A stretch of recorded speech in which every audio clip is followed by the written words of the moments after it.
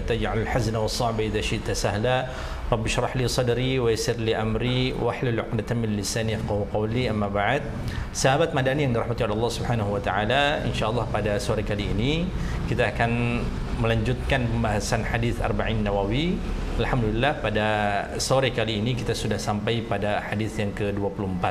Saya akan membaca terlebih dahulu hadisnya dan sambil dijelaskan karena memang hadis ini merupakan salah satu hadis yang bisa dikatakan merupakan hadis yang panjang. An Abi Dzar Al-Ghifari radhiyallahu anhu, hadis ini merupakan hadis yang diriwayatkan oleh Abu Dzar Al-Ghifari radhiyallahu anhu dari Nabi sallallahu alaihi wasallam, yang mana hadis ini diriwayatkan dari Nabi Muhammad sallallahu alaihi wasallam fima yarwihi an rabbih azza wa jalla annahu qala, yang mana hadis ini bukan merupakan hadis biasa. Dia bukan hanya sekedar perkataan yang disampaikan oleh Nabi Muhammad SAW, tidak. Jadi di dalam beberapa redaksi hadis, ketika Rasulullah SAW dia mengatakan fima yarwihi an rabbih azza wa jal, atau qala Allah azza wa jal, hadis tersebut bahwasanya Allah Subhanahu wa taala bersabda. Maksudnya apa? Hadis ini disebut sebagai haditsul qudsi. Berbeda dengan hadis biasa, berbeda dengan hadis Nabi sallallahu alaihi wasallam ketika lafaz ataupun maknanya itu memang dari Nabi Muhammad sallallahu alaihi wasallam. Sedangkan hadisul qudsi dia merupakan perkataan yang memang disampaikan oleh Nabi Muhammad sallallahu alaihi wasallam, akan tetapi maknanya itu dari Allah Subhanahu wa taala. Sedangkan Al-Qur'an baik lafaz ataupun maknanya itu dari Allah Subhanahu wa taala. Sekali lagi, perbedaan antara Al-Quran, kemudian hadithul Qudsi dengan hadithul Nabawi adalah yang pertama Al-Quran, baik lafaz ataupun maknanya, itu merupakan, keduanya merupakan dari ataupun berasal dari Allah Subhanahu wa ta'ala. Yang kedua, ketika penjelasan dari hadithul Qudsi adalah lafaznya, perkataannya itu dari Nabi Muhammad SAW, akan tetapi maknanya itu dari Allah Subhanahu wa taala. Sehingga dalam hadithul qudsi biasanya disebutkan fima yarwihi an rabbi, atau qala Allah tabaraka wa taala, qala Allah azza wa jalla. Sedangkan hadis Nabi sallallahu alaihi wasallam adalah perkataan ataupun perbuatan yang dikatakan ataupun yang dilakukan oleh Nabi Muhammad sallallahu alaihi wasallam, dan dia memang perkataannya, baik perkataannya lafaznya ataupun maknanya, keduanya berasal dari Nabi Muhammad sallallahu alaihi wasallam. Jadi hadis ini fima yarwihi an rabbih, yang diriwayatkan dari Rabbnya, yaitu Rabb kita semua, Allah Subhanahu wa taala, zat yang menciptakan kita, azza wa jalla, annahu qala, bahwasanya Allah Subhanahu wa taala berfirman, ya ibadi. Lihatlah bagaimana redaksi Allah Subhanahu wa taala menyeru kepada hamba-hambanya, karena kita ini semua merupakan hamba-hambanya Allah Subhanahu wa taala. Siapa di antara kita yang tidak mengakui dirinya sebagai hamba Allah Subhanahu wa taala? Berarti dia tidak termasuk dalam kategori orang-orang yang diseru olehnya. Ya ibadi. Lihat redaksi yang betul-betul lembut yang digunakan oleh Allah Subhanahu wa taala untuk menyeru kepada kita semua umat Islam ini. Ya ibadi, wahai hamba-hambaku, kata Allah, inni haramtu zulma ala nafsi.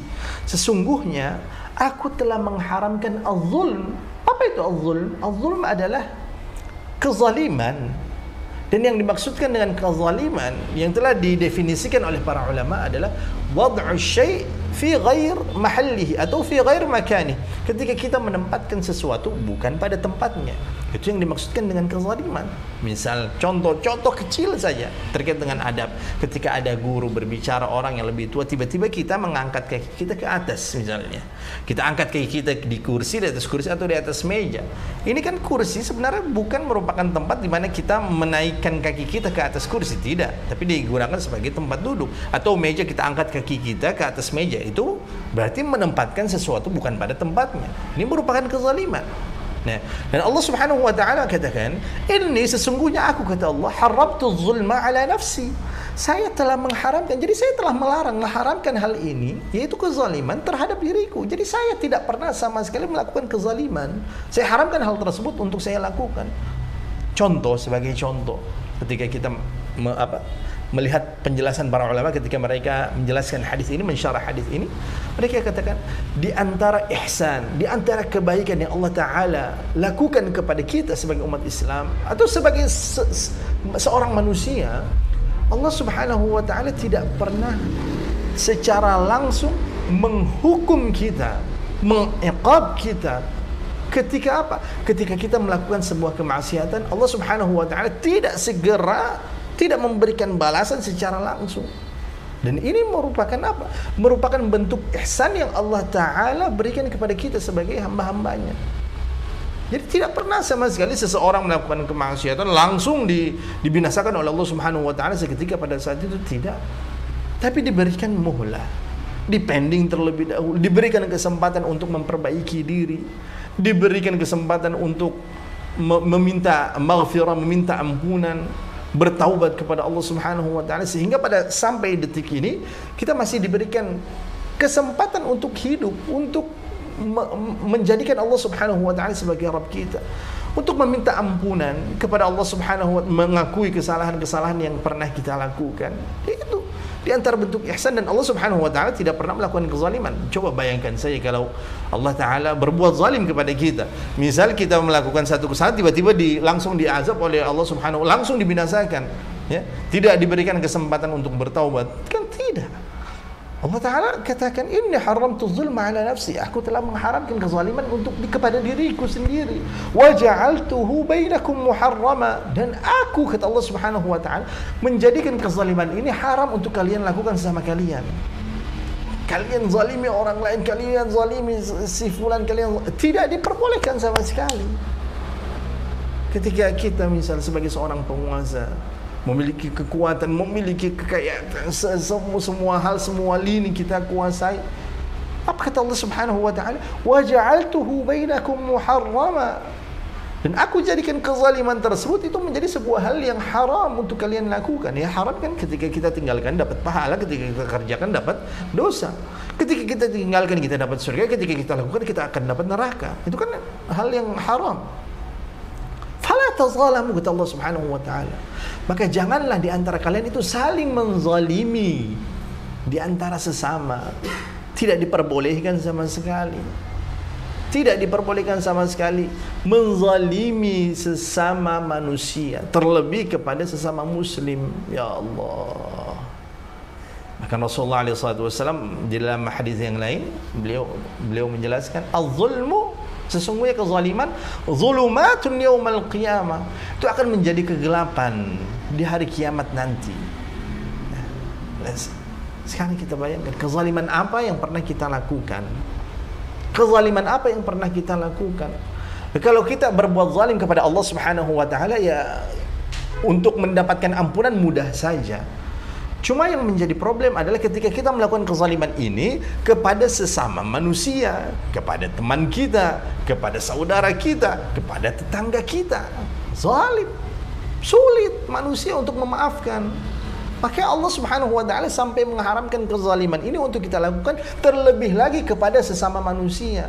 Kenapa? Manusia itu sulit untuk memaafkan. Ya, itu mungkin apa ya?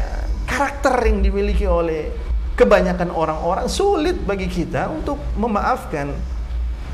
Oke, kan balasan bagi mereka yang mudah untuk memaafkan, ya, lapang dada, memaafkan, bahkan dia berbuat baik. Kata Allah Subhanahu wa Ta'ala dalam Al-Qur'an, di dalam firman-Nya, faman 'afa wa aslaha, dan barang siapa yang memaafkan kesalahan saudaranya, kesalahan orang lain, wa aslaha, bukan hanya memaafkan, dia sudah berbuat kesalahan, dia maafkan, orang lain berbuat kesalahan, dia maafkan, bahkan melakukan hal yang baik, berbuat baik, dibalas dengan hal yang baik.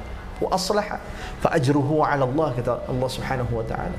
Maka balasannya, pahalanya, ya Allah Subhanahu wa Ta'ala sendiri akan memberikan ganjaran yang luar biasa, balasan yang tidak terhingga istimewanya yang Allah Ta'ala berikan. Fala tazalamu. Kadang kita hidup bertetangga, misalnya pohon kita punya pohon nih misalnya, daunnya jatuh kemana-mana, ya. Nanti daunnya jatuh ke tetangga, kita biarkan, nanti giliran berbuah pohon kita tidak kita bagi, ya. Khawatir zalim terhadap tetangga, zalim terhadap orang-orang. Misal kita punya tanah nih, tapi tanahnya seharusnya cuma 50 meter. Ini ketika kita bangun kita lebihkan misalnya, ya, sehingga jalan umum itu yang seharusnya lebar tiba-tiba dia terkurangi lebarnya. Nanti ketika kita memiliki acara, misalnya kita memiliki hajat, kemudian tiba-tiba kita bangun tenda, ya, di depan rumah kita, sehingga orang lain itu untuk akses lewat segala macam, ya, sulit. Akhirnya mereka harus putar segala, kita tutup jalan. Walaupun itu merupakan bagian dari kebiasaan kita, tapi khawatirnya apa? Ini juga merupakan bagian dari kezaliman, baik secara sadar ataupun tidak. Ketika mereka sedang terburu-buru misalnya mau lewat, tiba-tiba kita main tutup sekat begitu saja jalan yang seharusnya menjadi hak umum. Hak umum ini kan merupakan sebuah kezaliman ketika kita menempatkan sesuatu bukan pada tempatnya. Karena Allah Subhanahu wa taala jelaskan, "Fala tadzalam", janganlah kalian berbuat zalim. Atau sebagaimana dengan keluarga kita. Kita sudah mencoba untuk berbuat baik, berbuat ihsan atau tidak kepada keluarga kita, terhadap pasangan kita, ya, terhadap anak-anak kita, atau sama ini kita ya hanya egois saja mementingkan diri sendiri, baik sebagai seorang suami ataupun seorang istri. Ya. Apakah dia sudah betul-betul memberikan hal terbaik, ihsan kepada pasangannya, kepada anaknya, kepada orang tuanya, kepada gurunya, ataukah sama ini kita berbuat zalim kepada mereka terhadap Al-Quran misalnya? Apakah kita berbuat zalim atau tidak terhadap hal-hal interaksi dengan orang-orang misalnya? Karena Allah Ta'ala melarang sama sekali, bukan hanya melarang, bahkan mengharamkan pada saat itu. Di dalam hadis ini dijelaskan bahwa ya, aku haramkan hal ini kepada diriku dan juga kepada kalian. Otomatis ketika kita melakukan kezaliman, ya, baik terhadap diri kita ataupun kepada sesama orang lain, kepada orang lain, itu otomatis akan menimbulkan efek negatif yang luar biasa. Mulai dari marah, saling benci, iri, apa segala, bahkan bisa saja menyebabkan terjadinya pembunuhan, terjadinya kasus pembunuhan. Ini karena kenapa? Karena adanya unsur kezaliman. Yang satu kaya terus, dia tidak pernah memikirkan bagaimana nasib rakyat yang berada di bawah. Kaya terus, sedangkan orang yang miskin terus, tidak pernah merasakan kenikmatan dunia sama sekali. Oke, hadir agama Islam untuk apa? Untuk merubah hal ini. Kayak ada yang namanya zakat, ada yang namanya infak, ada yang namanya sedekah, ada yang namanya wakaf, ada yang namanya segala macam. Supaya apa? Supaya kesenjangan ekonomi yang terlalu jauh itu bisa diminimalisir, ditekan. Akhirnya apa yang terjadi? Ketika orang kaya mengeluarkan hartanya, menginfakkan sebagian dari hartanya, diberikan kepada orang-orang, ya otomatis orang-orang miskin ini mereka juga akan merasakan kenikmatan dunia. Apa yang terjadi? Ya tingkat kriminal akan menurun. Tingkat kekerasan, tingkat pembunuhan, pencurian, perampokan itu akan turun drastis ketika hal seperti ini dikelola dengan baik. Ketika tidak ada kezaliman. Tapi kalau seandainya mentang-mentang dia menjadi apa misalnya, dia manfaatkan hal tersebut ya, untuk kepentingan pribadinya, ia zalimi orang lain, oh ini, maka orang ini pasti akan mendapatkan dosa yang sungguh besar, luar biasa. Berikutnya, karena hadis ini cukup panjang, Allah Subhanahu wa taala kembali mengulang redaksi, ya ibadi, wahai hamba-hambaku, kata Allah. Kita ini dipanggil sebagai dengan sebutan hamba oleh Allah. Kullukum dhalun, setiap di antara kalian, setiap kalian kata Allah Subhanahu wa taala, dhalun. Apa itu dhal? Tersesat. Asalnya, pada asalnya kita semua ini tersesat, tidak mengetahui jalan kebenaran itu bagaimana. Illa, kecuali man hadaituhu, kecuali siapa-siapa mereka yang aku berikan hidayah. Karena hidayah itu kan mutlak haknya Allah Subhanahu wa taala, bukan hak manusia, bukan hak seorang nabi, bukan hak seorang ustaz, bukan kekuasaan yang dimiliki oleh raja, bukan. Hidayah itu mutlak milik Allah Subhanahu wa taala, sehingga Allah taala katakan, ya, setiap di antara kalian itu tersesat kecuali mereka orang-orang yang aku berikan hidayah. Apa kata Allah Subhanahu wa taala dalam lanjutan hadisnya? Fastahduni ahdikum, maka mintalah kepadaku hidayah, maka aku akan memberikan hidayah tersebut kepadanya, kepada mereka yang senantiasa memberikan hidayah.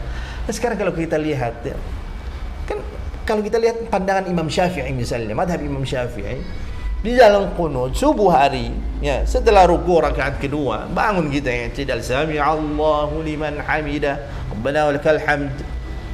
Apa yang kita baca? Qunut. Di dalam qunut itu apa yang kita minta? Allahumma hdina fi man hadait wa afina fi man afait. Allahumma hdina fi man, ya Allah, berikanlah hidayah kepada orang-orang yang kau berikan hidayah. Ini juga merupakan salah satu apa ya? salah satu cara bagaimana kita mempraktikkan hadis ini. Walaupun ada hadis-hadis yang lain sebagai penguatan atau sebagai dalil bahwa menurut pandangan Imam Syafi'i, ya qunut di subuh hari itu merupakan sunnah. Karena mungkin pada saat ini Allah Ta'ala berikan hidayah, kita tidak tahu nanti malam bagaimana. Hari ini kita mendapatkan hidayah, hari ini kita beribadah, hari ini kita dalam kondisi Islam, dalam kondisi iman, tidak tahu besok hari bagaimana. Saat-saat ini kita percaya kepada Allah Subhanahu wa taala, beriman kepada Rasulullah SAW, tidak tahu ketika kita meninggal dunia, kita meninggal dalam kondisi seperti apa. Hidayah, fastahduni, oleh sebab itu mintalah hidayah kepada aku, kata Allah Subhanahu wa taala. Ahdikum, maka aku akan memberikan hidayah itu kepada kalian. Jadi hidayah itu mahal. Hidayah itu tidak diberikan oleh Allah Subhanahu wa taala kepada setiap orang, tidak. Hidayah tidak bisa diwarisi, berbeda dengan harta warisan, beda. Berbeda dengan harta gunung ini bisa diwaris. Hidayah itu bukan jabatan yang bisa diwariskan misalnya kepada keluarganya, kepada orang-orang terdekatnya, kepada para koalisinya misalnya, tidak. Tapi hidayah itu mutlak haknya Allah Subhanahu wa taala, maka mintalah hidayah yang mudah-mudahan hidayah tersebut senantiasa menyertai diri kita. Berikutnya, ya ibadi, Allah Subhanahu wa taala kembali memanggil hamba-hambanya. Kullukum ja'i'un, setiap di antara kalian pasti lapar. Kita ini lapar. Kita ini dalam kondisi lapar pada asalnya. Miskin kita, tidak memiliki apa-apa. Kullukum ja'i'un illa man at'amtuhu, kecuali mereka siapa saja yang aku berikan makanan. Berarti kita ini asalnya tidak memiliki apa-apa. Kita ini lapar, kita ini tidak makan, kita ini fakir, kita ini orang miskin, kita ini orang terhina, kata Allah Subhanahu wa taala. Maknanya kurang lebih seperti itu ya, maknanya tersirat. Karena kita lapar. Illa man at'amtuhu, kecuali mereka orang-orang yang aku berikan makan. Jadi rezeki yang kita miliki, harta yang kita punyai, makanan yang kita makan, itu semuanya berasal dari Allah Subhanahu wa taala. Allah taala yang berikan kita kelebihan. Makanya jangan pernah sombong. Siapa sih yang memberikan kita jabatan? Siapa sih yang memberikan kita pangkat? Siapa sih yang memberikan kita gaji? Siapa sih yang memberikan kita makan? Siapa yang memberikan kita rezeki? Allah Subhanahu wa taala. Illa man at'amtuhu. Berikutnya apa? Fastat'imuni ut'imkum. Maka mintalah hal tersebut kepadaku. Ketika engkau minta rezeki, ketika engkau minta makan, ketika engkau minta apa? Minta kepada aku, maka aku akan memberikan kepada kalian makanan. Kadang kita mengeluh gaji yang kecil, jabatan tidak naik-naik, apa segala macam. Minta kepada Allah Subhanahu wa taala. Allah taala yang memiliki segalanya. Qulillahumma malikal mulki tu'til mulka man tasha. Allah taala yang memiliki kekuasaan ini, kerajaan, dan Allah taala akan memberikan hal tersebut kepada siapa saja, orang-orang yang dikehendakinya. Sehingga tidak boleh sama sekali sombong. Ketika kita, kata Allah Subhanahu wa taala, kita ini pada asalnya dalam kondisi lapar, kemudian Allah Ta'ala yang berikan kepada kita kelebihan sehingga kita bisa kenyang seperti ini. Kita memiliki jabatan, mungkin kita memiliki pangkat, mungkin kita memiliki menjadi orang yang terpandang mungkin. Maka makna yang tersirat adalah jangan lupa terhadap saudara-saudara kalian yang berada dalam kondisi lapar. Jangan lupa terhadap saudara-saudara kalian yang Allah Subhanahu wa taala uji mereka dengan kelaparan, dengan kemiskinan. Bagaimana nasib mereka? Ini kan di antara makna yang terdapat di dalam kullukum ja'i'un illa man at'amtuhu fastat'imuni ut'imkum. Seluruh di antara kalian semuanya lapar, dalam kondisi lapar, kecuali mereka yang aku berikan makanan. Maka mintalah makanan itu kepada aku, ya, maka niscaya akan aku berikan hal tersebut. Sehingga bagaimana kita sebagai umat Islam memiliki respect, memiliki perhatian terhadap saudara-saudara kita, terlebih kepada orang-orang yang kurang mampu. Berikutnya, ya ibadi kullukum 'arin illa man kasautuhu. Wahai hamba-hambaku, sesungguhnya kalian itu semua adalah 'arin, telanjang. Telanjang ini apa? Hina. Illa man kasautuhu, kecuali siapa saja mereka orang-orang yang aku berikan pakaian. Jadi dipakaikan pakaian oleh Allah Subhanahu wa taala. Fastaksuni aksukum, maka mintalah pakaian tersebut kepada aku. maka saya akan aku berikan pakaian itu. Pakaian di sini juga berarti apa? Jabatan juga mungkin bisa termasuk dalam kategori pakaian. Pakaian ini bisa juga termasuk dalam kategori jabatan. Kita terlahir tidak memiliki jabatan sama sekali, kemudian Allah Ta'ala berikan kepada kita jabatan. Minta hal tersebut kepada Allah, Allah Ta'ala akan beri. Allah Ta'ala akan kasih. Kita terlahir dalam keadaan telanjang. Siapa yang memberikan kepada kita pakaian seperti Allah Subhanahu wa Ta'ala? Minta hal tersebut kepadanya. Jangan kita sombong, dan juga jangan kita takabur. Jangan kita juga akhirnya mentang-mentang berdoa saja kepada Allah, akhirnya kita tidak mau berusaha, itu sama saya bohong. Ini orang yang berikhtiar tanpa tawakal, berusaha tanpa berdoa, itu sama saya orang-orang yang sombong. Sedangkan orang-orang yang bertawakal tanpa berikhtiar, itu sama saya orang-orang yang bohong. Bagaimana Allah Ta'ala akan memberikan kepada dia hidayah, Allah Ta'ala berikan kepada dia harta, Allah Ta'ala berikan kepada dia pakaian, makan, tapi dia tidak mau berusaha. Jadi hal ini harus kita lakukan dua-duanya, ikhtiar dan juga tawakal. Dan orang yang betul-betul tawakal kepada Allah Subhanahu wa Ta'ala, dia juga pasti akan berikhtiar, berusaha. Itu sebenar-benarnya tawakal. Jadi setiap di antara kita, kata Allah,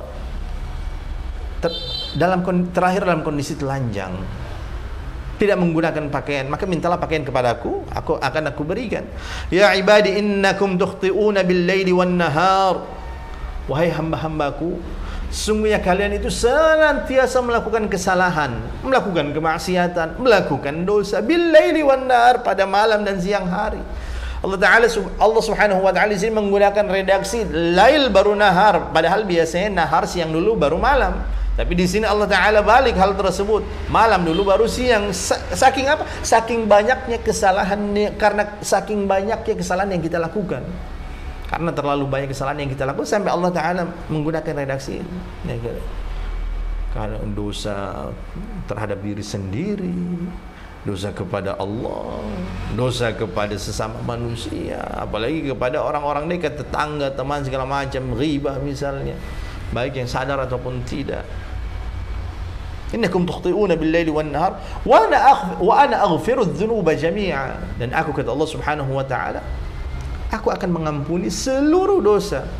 Tapi dalam penjelasan dalil yang lain misalnya, Allah Ta'ala akan menghapuskan dosa kecuali dosa kesyirikan. Innallaha yaghfiru ay yushraka bihi, innallaha la yaghfiru ay yushraka bihi wa yaghfiru ma duna dzalika liman yasha. Sungguh Allah Subhanahu wa Ta'ala tidak mengampuni dosa kesyirikan dan akan mengampuni dosa-dosa selain kesyirikan, akan diampuni oleh Allah Subhanahu wa Ta'ala. Dan terkait dengan dosa syirik, ketika misal pada awalnya dia tidak tahu, kemudian dia melakukan kesyirikan, kemudian akhirnya dia tahu, mendapatkan hidayah, dia minta ampunan, itu Allah Ta'ala akan mengampuninya. Tapi kalau dia sudah tahu misalnya ini merupakan hal yang syirik, tapi dia tetap lakukan, Allah Subhanahu wa Ta'ala tidak akan mengampuni dosa orang-orang tersebut. Wa naghfiru dzunuba jami'a fastaghfiruni aghfir lakum. Maka mintalah ampunan kepadaku, niscaya akan aku ampuni, akan aku berikan ampunan, akan aku hapuskan dosa-dosa kalian. Kalau seandainya kita mau minta ampun. Cuma problemnya, permasalahannya adalah kita melakukan kesalahan, kita tidak mau minta ampun, kita tidak mau bertaubat. Itu problemnya. Padahal Allah Ta'ala Maha Pengampun. Kenapa kita tidak mau minta ampun? Nah, ini lagi godaan setan. Kata setan, sudah nanti juga, nanti saja minta ampunnya, mumpung masih muda, nikmati. Mumpung masih muda, main-main dulu. Mumpung masih muda, pacaran. Mumpung masih muda, ini saya dulu, itu saya dulu. Mumpung masih hidup, ya silakan korupsi saya dulu, misal. Mumpung masih ada kekuasaan, silahkan kau gunakan. Nanti kalau nggak ada kekuasaan, susah lagi. Nah, ini kalau memiliki pandangan-pandangan seperti ini, repot. Fastaghfiruni aghfir lakum. Mintalah ampunan kepadaku, niscaya akan aku berikan ampunan tersebut, akan aku ampuni. Ya ibadi, wahai hamba-hambaku, innakum lan tablughu dharri fatadurruni. Sesungguhnya kalian tidak memiliki apa? Dar itu keburukan, sehingga kalian dapat memberikan keburukan kepadaku. Misal kita kumpul semua, kita mau bikin Allah celaka nih, enggak bisa lah, tidak bisa.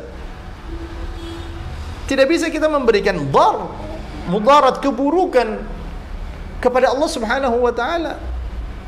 Walan tablughu naf'i fatanfa'un, dan kalian itu tidak memiliki hak untuk apa? Memberikan manfaat, sehingga kalian tidak memberikan manfaat juga kepadaku. Kita beribadah di sini misalnya, kita salat, kita puasa, itu tidak akan membuat Allah Subhanahu wa taala semakin hebat, semakin maha tinggi, maha kuasa segala macam. Tidak. Karena walaupun kita beribadah ataupun tidak, Allah Subhanahu wa taala tetap maha kuasa. Allah Ta'ala yang memang mampu untuk memberikan manfaat ataupun memberikan mudarat kepada siapapun. Itu haknya Allah Subhanahu wa taala. Sehingga kata Allah, kalian tidak memiliki apa? Manfaat begitu, hak untuk memberikan manfaat. Sehingga kalian dapat memberikan manfaat kepadaku, tidak bisa. Berarti apa? Segala hal yang terjadi di muka bumi ini, baik dan buruknya, ketika diberikan musibah, ketika diberikan ujian, ketika diberikan kenikmatan, itu semuanya Allah Ta'ala yang memberikan hal tersebut. Kita harus yakini itu. Lagi kalau kita percaya bahwa saya ada zat, ada suatu hal yang lain yang memberikan manfaat kepada kita. Oh, ini karena jimat, karena saya pegang jimat, bahwa jimat akhirnya saya selamat. Oh, ini ilmu randa, ini gara-gara tidak melakukan hal ini akhirnya rumahnya roboh misalnya, akhirnya kecelakaan, akhirnya ini. Tidak. Kalau kita masih meyakini hal demikian, berarti akidah kita dipertanyakan, tauhid kita dipertanyakan. Berarti kita belum betul-betul mengaplikasikan dua kalimat syahadat kita, asyhadu an la ilaha illallah wa asyhadu anna muhammadar rasulullah. Kita tidak melakukan hal itu, kita tidak percaya berarti. Na'udzubillahi min dzalik. Ya ibadi, wahai hamba-hambaku, Lau anna awwalakum wa akhirakum wa insakum wa jinnakum. Wahai hambaku, kata Allah Subhanahu wa ta'ala, kalau seandainya di antara kalian, baik orang yang hidup terdahulu dari zaman Nabi Adam misalnya, atau makhluk-makhluk lain yang hidup sebelum Nabi Adam, wa akhirakum, sampai makhluk terakhir, wa insakum wa jinnakum, baik itu dari kalangan manusia ataupun dari kalangan jin, kanu ala atqa qalbin rajulin wahidin minkum, dan mereka atau ada di antara mereka yang apa, yang betul-betul takwa begitu, saleh betul, kalau bahasa Indonesia kayak alim begitu, rajin beribadahnya. Ma zada dzalika fi mulki syai'a, hal tersebut tidak akan memberikan penambahan sama sekali di dalam kekuasaanku. Ya, kita semua ini berkumpul beribadah dari awal manusia ada sampai manusia terakhir, misalnya semuanya beribadah, bukan hanya dari kalangan manusia, bahkan dari kalangan jin, semua di antara mereka beribadah dari awal sampai akhir, dari zaman yang pertama sampai zaman hari kiamat nanti akan datang. Semuanya beribadah, itu tidak akan memberikan apa, penambahan di dalam kekuasaan Allah Subhanahu wa taala, tidak. Karena memang dari awalnya Allah Subhanahu wa taala sudah maha sempurna. Tidak ada pengaruhnya sama sekali. Ya ibadi, wahai hamba-hambaku, kata Allah, Lau anna awwalakum wa akhirakum wa insakum wa jinnakum kanu ala afjari qalbin rajulin wahidin minkum ma naqasa dzalika min mulki syai'. Begitu juga sebaliknya, seluruh manusia, seluruh jin berkumpul semuanya apa? Jahat semuanya. Itu juga tidak akan mengurangi kekuasaan yang dimiliki oleh Allah Subhanahu wa taala.